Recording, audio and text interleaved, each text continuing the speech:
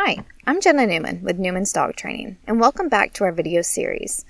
If you haven't yet, download your free ebook today, 4 Steps to Behavior Modification.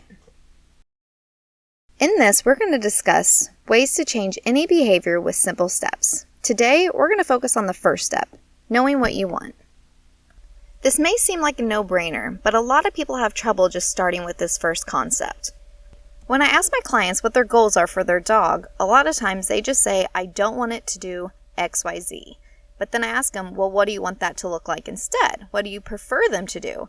And then they struggle to give me an answer of what behavior they would want to replace those bad behaviors with. But until we know what we want the dog to do, it's impossible to start training.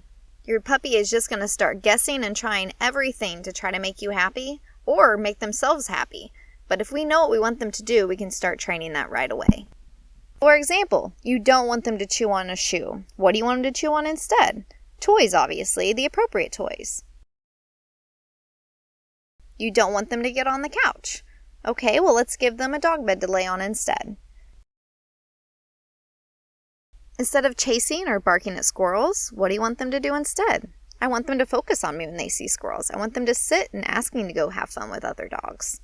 You don't want them to pull on the leash or chew on the leash?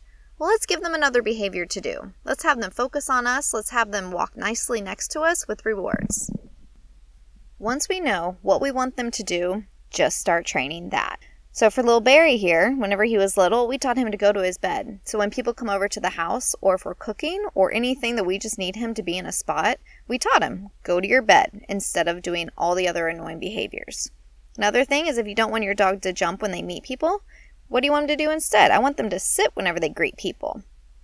Do you have a dog that puts everything in their mouth? Well, give them appropriate things to put in their mouth. It may be constantly taking things out of their mouth and replacing it with the appropriate toy, but showing them that that is what I want from you.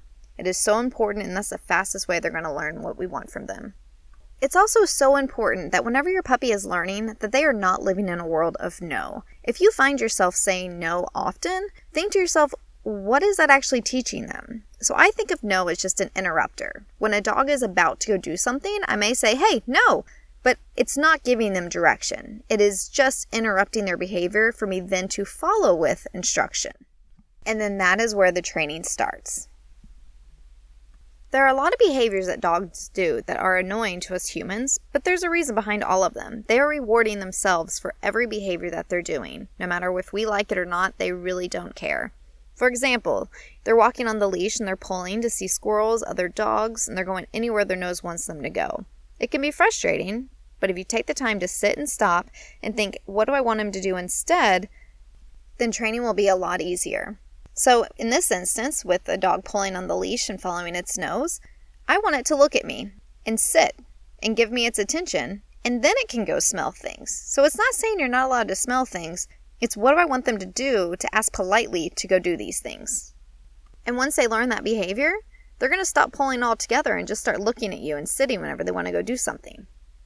So remember, anytime your dog is doing something that you do not like, instead of just thinking about the negative, think how can we turn this into a positive and teach them what we want them to do instead. And once you identify that, we can come up with a training plan. Continue to follow along. Next time, we're going to talk about management, how to set your puppy up for success. And if you have any questions, feel free to reach out to us. I love hearing from everybody and how their progress is going with their puppies.